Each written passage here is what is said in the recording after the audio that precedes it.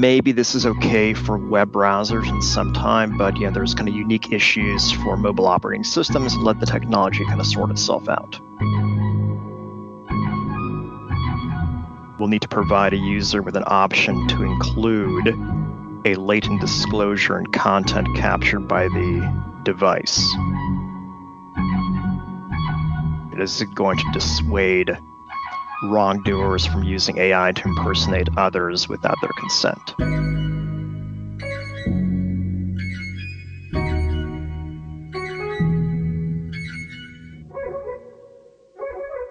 Hello everyone, I am Sergio Maldonado and this is Masters of Privacy, a set of interviews covering the intersection of marketing, data, privacy and technology with a clear goal in mind, which is redefining the relationship between people, brands and media around transparency and control. Which is to say, we're aiming for real customer centricity, or if you will, human centricity.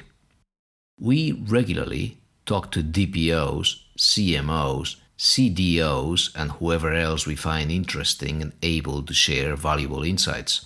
So we hope you like it. Please do reach out if you have any ideas on future topics or speakers.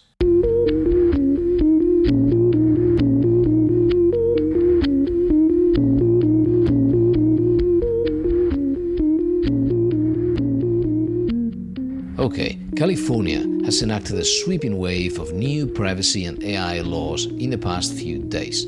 In fact, most of them being approved on Monday this week or Wednesday last week, from browsers finally being forced to read opt-out signals, to age verification, chatbot companions, data brokers or AI transparency. Some of these laws will have a serious impact on the areas we mostly focus on, so marketing, advertising, e-commerce and media.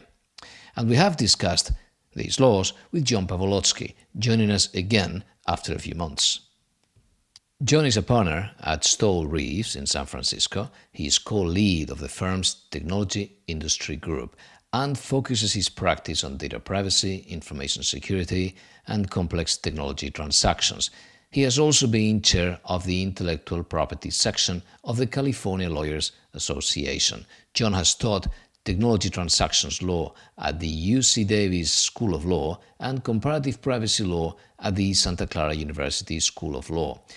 John has also guest lectured on technology and privacy law topics at the University of California, Berkeley, Haas School of Business, the University of San Francisco School of Management, and Stanford University.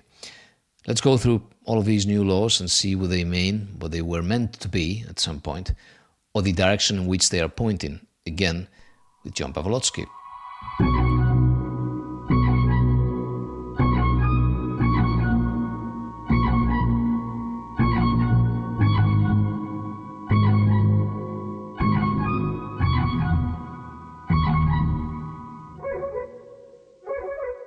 John, thanks for joining me again. Happy to be here again. It seems like it was a bit ago, I think, this summer, and the world has changed quite a bit since then.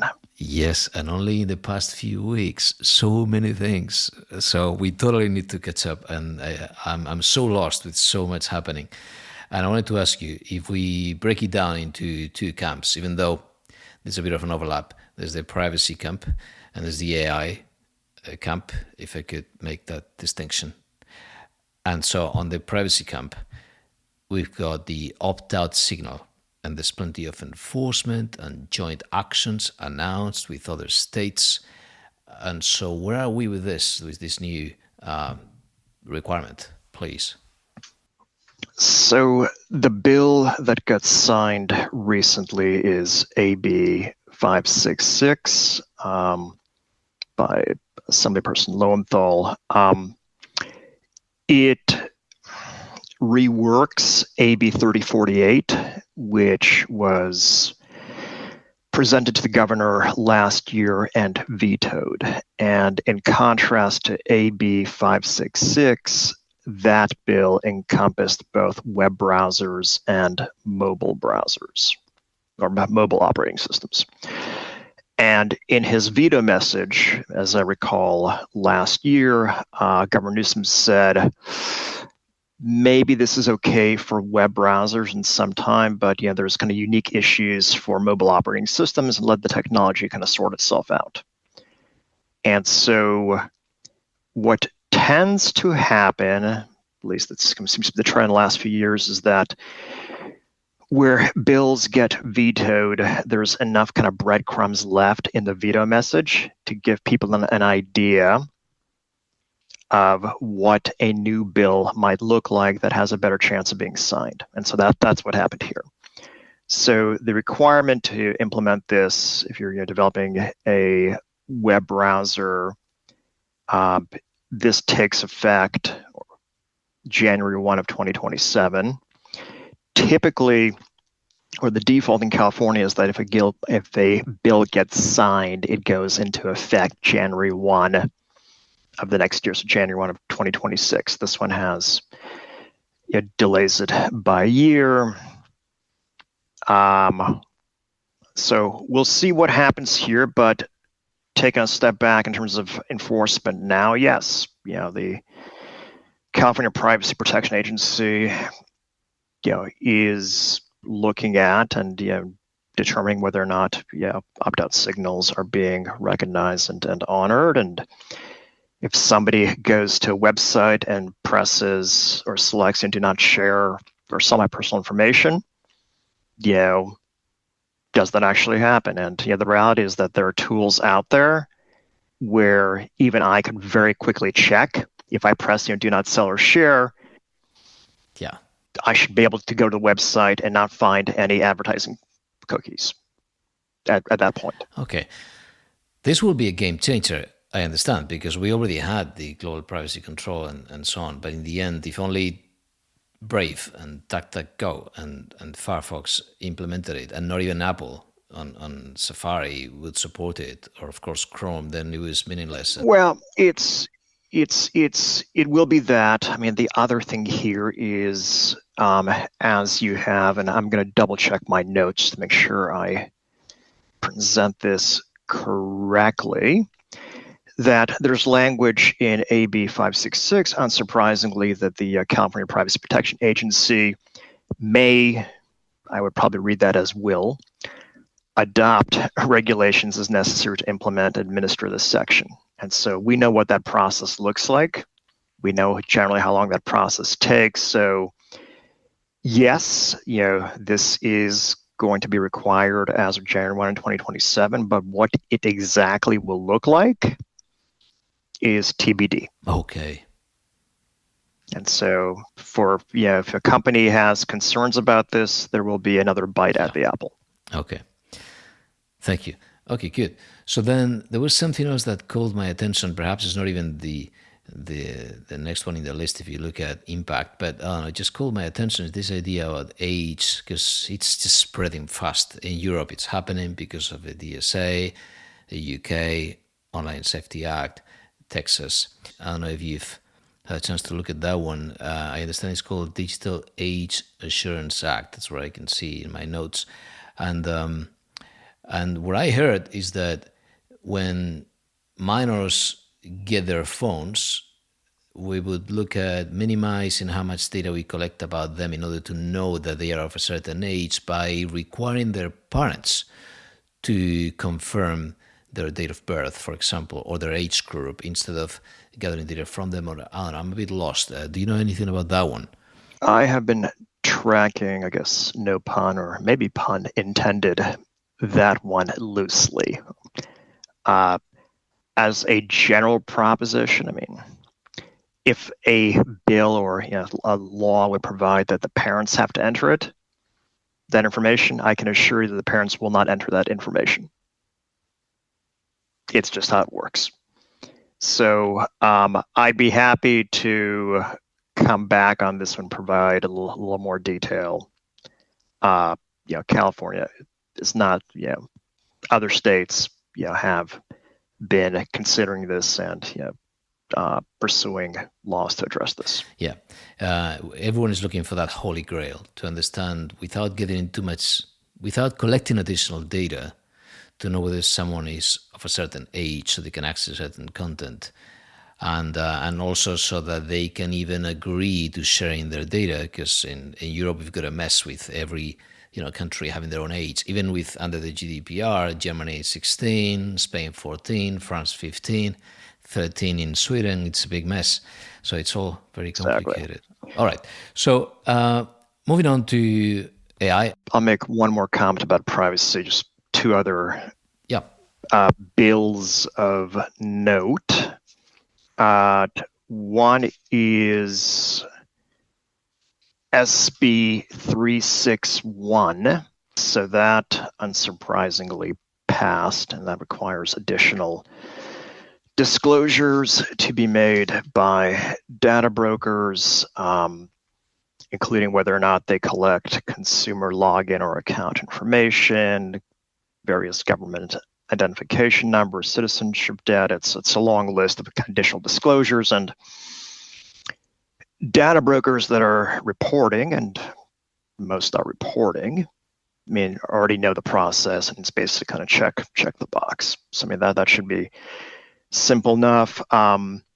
Additionally, they will be required to provide information whether in the past year they have sold or shared consumer data to a foreign actor. So that's new. As defined, and you can imagine who those folks would be. Other state governments, law enforcement, or, interestingly, a developer of an AI system or model. So this, the two worlds of privacy and AI meet here. Yes. And in other places. And on a slight tangent here, in terms of developing and training AI models, the internet has been scoured. 10 years ago, nobody would, if you asked me, how are you training your model? It's public data sets, proprietary data sets. Nobody was scouring the internet. It's been scoured now, and so now to make the models better, the hot item is proprietary data sets. And so if you can get if anybody can get a good proprietary data set, whether it's coming from a data broker or not, that is becoming a hot commodity. There's lots of public data sets as well, but proprietary ones, theoretically have data that's more relevant to a specific business that's being supported or a specific use case. So again, this is where the two worlds meet. The other quick one to note, and we might have talked about this last time, but I'll bring it up for completeness. When I look at this, my analysis kind of generally, I'm interested in what passed, that was presented to the governor, what failed, what was vetoed, why was it vetoed, and then for that, there's the stated reason, and then when you kind of read between the lines, like, okay, I think I understand why. What's the real reason? And so that's they might be the same, they might be different. And then I look at, okay, what was making progress but died, and when did it die, and why did it die, as far as I can tell. And so the last bucket might be the most interesting. What is that?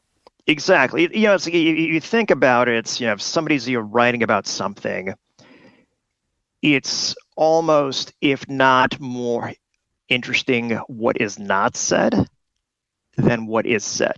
It's the same thing. So here, the bill that I was following closely was SB 690. And so that bill, for your listeners, it was an attempt, and I think a sensible one, to align the California Invasion of Privacy Act, CIPA, with the CCPA, the California Consumer Privacy Act. We talked about it. And we talked about it, and it looked good until it didn't. And so it made it this summer to the Assembly Privacy and Consumer Protection Committee. So it was introduced in the Senate, it made it to the Senate, got passed, and then they take it to the Assembly, goes to the committee, and then it died. And so, which means we have another year of civil litigation at least. And we'll see what happens there. So interesting things happening these days, but please continue. What a nightmare. For website owners. We had an interview on specifically on that litigation with Jennifer Oliver. It seems like it's just growing exponentially.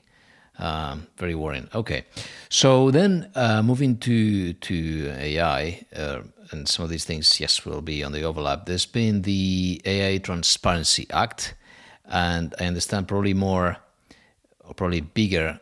At least it started bigger. The whole all-encompassing AI law that never passed the first time, and that got worked down in terms of all the safeguards that large or frontier models have to provide. So we can start wherever you want. So let's start with that then. So we're talking about SB 53. Yes. Which is I guess some might disagree, but I think it's kind of the case, effectively the successor to SB 1047. And SB 1047, there was last September when people were talking about bills that were AI bills that were being considered by Governor Newsom. All the talk was about SB 1047. That was it. And it got vetoed, and probably not to too many people's surprise. And if you read, you probably did, the veto message, it basically provided that, okay, good idea, but we need to flesh out the details. Let's put together a committee, working group to go ahead and do that. And one of two things can happen when you put together a committee or a working group. The more likely scenario generally is that this is where the idea dies. Here, it didn't die, but the trajectory of this bill was very interesting, where the first iteration of it was effectively a placeholder, and it had to do with education and really did not have the substance. And then sometime in the spring or maybe summer, there was effectively a rip and replace, where what got put in is different from, but not terribly different from what was in 1047. And so the concept for it is that the website, for these foundation models, has to have now will have to have a safety and security protocol that describes the testing procedures that the large developer uses to assess catastrophic risk from the foundation model. Also requires the disclosure of the data that was used to train the model. So it doesn't have, I think, all the teeth of 1047, but it's making progress to what the vision of 1047 was. Yeah, very good. And if something is initially, at least my sense of it is kind of what I've been following, if something gets proposed in a bill and then it gets ripped out or removed before the final bill gets presented and approved by the governor, it's not to say that the proponents of the bill will not come back with a sponsor next year to finish the work. So, long story short, this is not the end of what used to be AB 1047. So that's one. The other ones, Yeah, there was one Yeah, on transparency. Yeah, so the transparency is SB 853, and that again kind of follows. There was a bill passed last year that dealt with this generally, and the final package didn't have everything that was initially proposed or to be included. And so this again kind of went in, and the view was effectively let's add back in some of the things that were taken out last year. And so that's that one in terms of disclosures and tools and such. Yeah, I gather that online platforms, if I understand, my little summary is to probably too summarized, but the idea is that online platforms, or I see is online platforms are required to detect provenance based on those watermarks and whatever is embedded in the content that they distribute. And so by imposing this on the platforms, you will need to define a platform. I understand is the usual suspects. And then you are letting every other website and publisher, for example, off the hook, because I guess it's easier for the platforms to implement some sort of automated system. Is that it? A couple of things. One is that, interesting to note for the law, it was, when it was passed last year, it was supposed to go into effect January 1 of next year. It got pushed back to August. So that's one difference. So whatever was passed last year the entire package now got pushed back. And then the requirements themselves take effect January 1 of 2027. So there's more time for compliance, and the focus would be detecting whether any provenance data is compliant with widely adopted specifications. So I guess whoever has to publish on the platform needs to add the watermark, and then it falls on the platform to check that you've done it. It looks very hard. I don't know, maybe it's just not so hard. If there's an automated way to do it, it's not going to be that hard. If the automated way doesn't work that well, or doesn't work, and you have to have human glue to do this, it's going to be hard. We'll see. The other thing to add is that beginning January 1 of 2028, a capture device manufacturer will need to provide a user with an option to include a latent disclosure and content captured by the device. Oh, that's very good. So you have a tool like some sort of smart glasses, or not even that. It doesn't have to be high. It could be glasses, it could be a phone.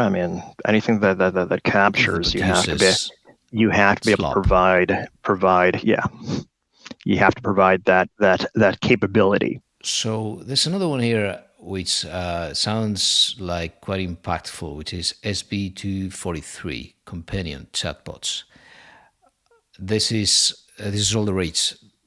Based on all these articles, studies, this is just growing very fast. OpenAI is betting big on these things. Mental health. There's so many ramifications of this. So what would you say about this one, or SB 243? SB 243 got signed, and then a somewhat similar bill, and I'm just looking at the veto message right now, AB 1064 was vetoed. And so I think anybody who's interested in the companion chatbot space, should look at both. So to set it up, SB 243 applies to companion chatbots used by anybody. Yeah, you could be 14, you could be 84. And we know that, or if anybody reads the paper, there are issues with companion chatbots.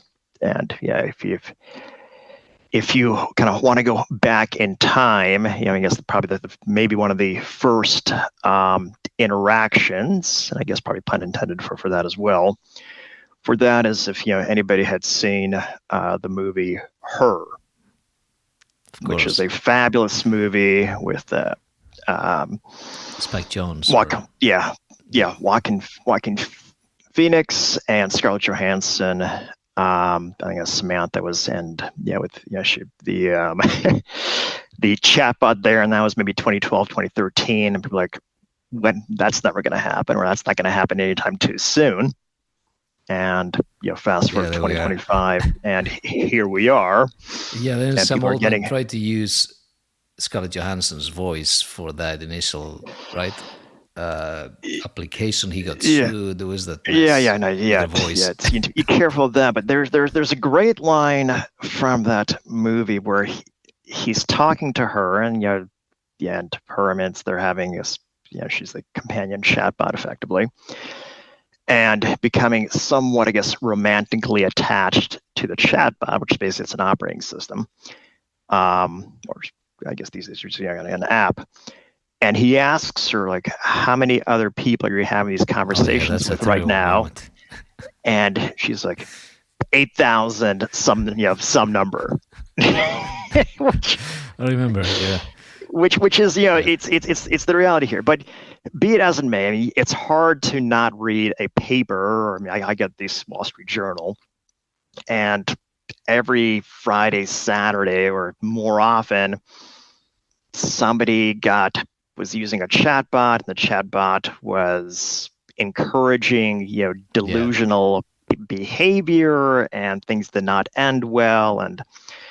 And so what SB 243 attempts to do is kind of, highlight the risks and put in place protections that should at least theoretically help mitigate or reduce risk.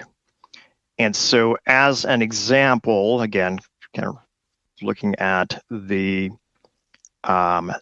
bill itself, it would require an operator of a companion chatbot platform to take reasonable steps to prevent a companion chatbot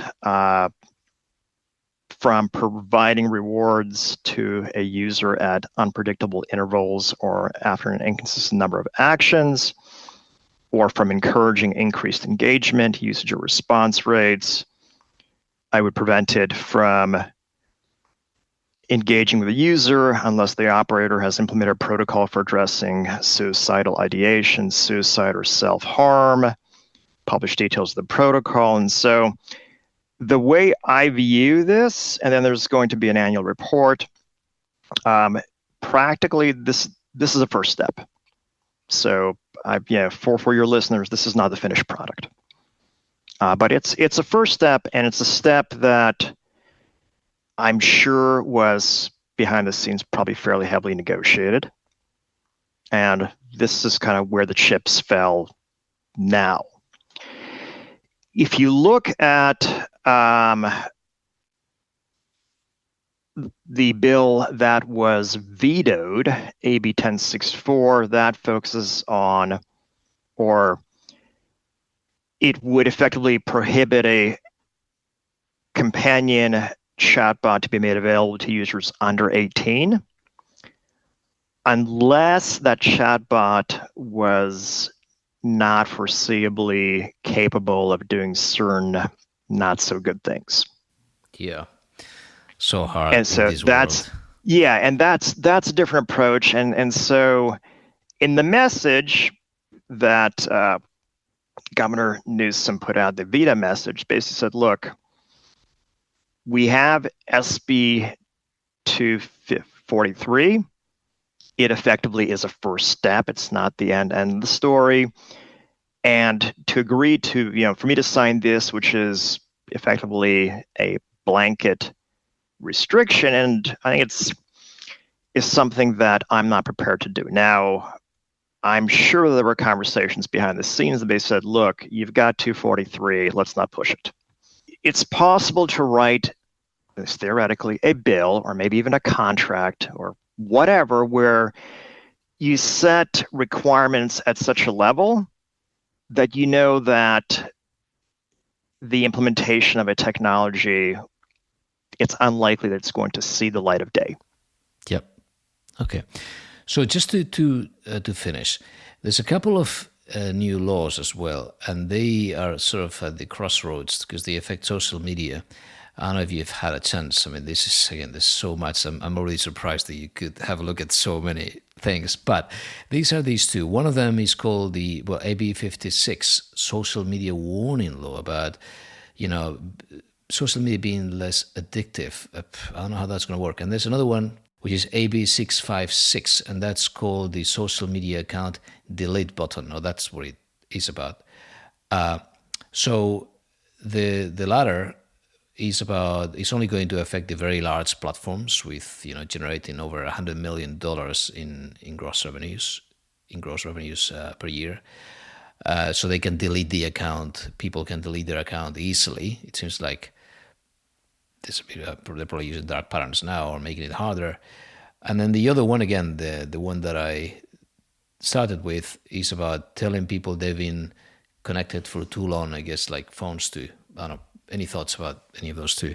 So that bill would require any AI technology that enables a user to create a digital replica to include, wherever a user may input a prompt, a hyperlink to a clear and conspicuous disclosure to warn users of potential civil or criminal liability. So that was proposed, that was vetoed. And the veto message basically said that I, Governor Newsom, I have approved SB 243. That's the chatbot, companion chatbots. We talked about that. I've approved AB 56. We touched on that.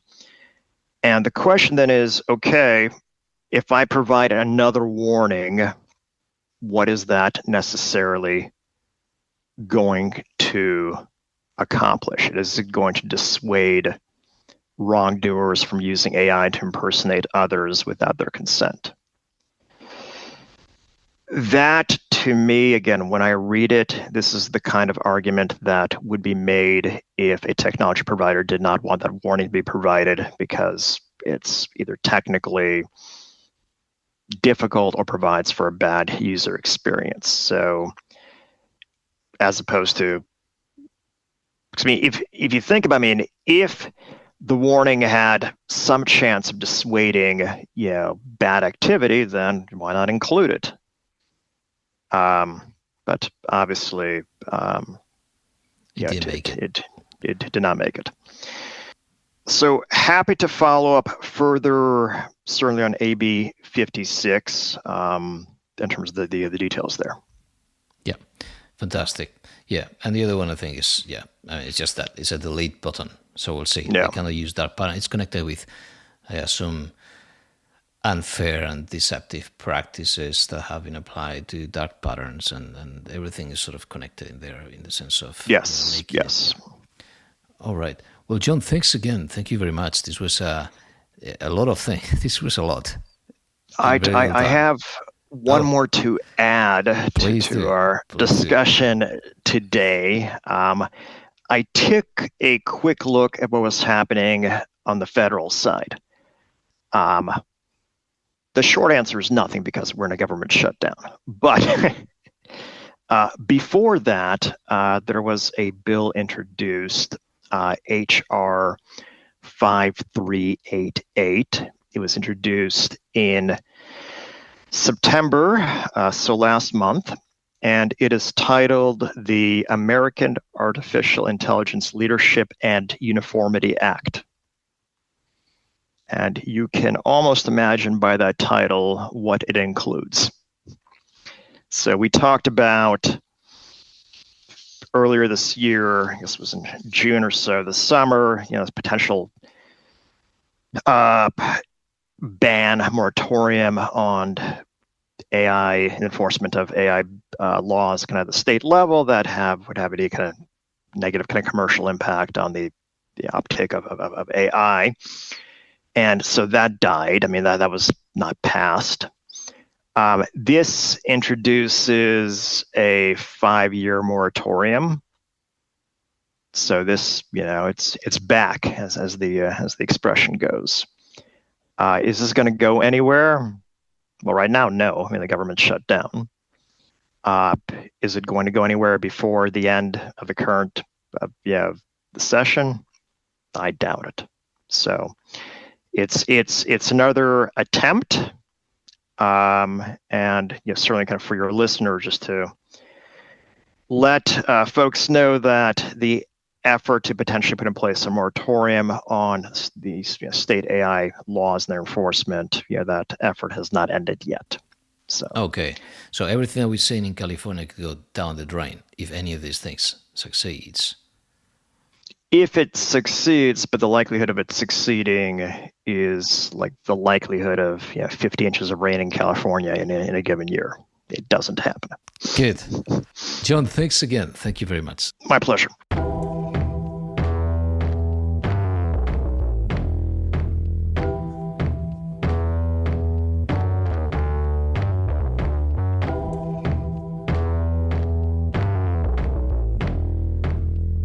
Okay, that's it for today. Find more about this topic or access the transcript for this interview on mastersofprivacy.com. Also, feel free to join us for a breakfast workshop or live recording session at a venue near you by visiting the events section, or subscribe to get all the things that we keep adding to the list. I would also like to encourage you to join our LinkedIn group or Blue Sky feed if you're really passionate about this particular interplay between privacy or data protection law on the one hand and marketing, e-commerce or media on the other. Thank you for listening.